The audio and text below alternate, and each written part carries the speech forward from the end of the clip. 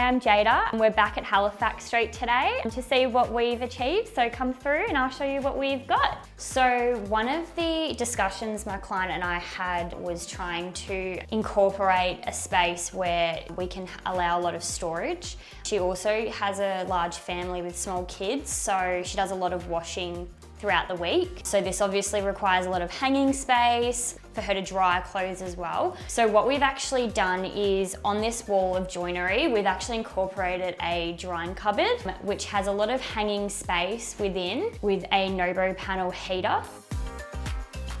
We've shortened the overhead cabinet a little bit, and then we've got a hanging rail here. We've also incorporated in here a pull-out hamper.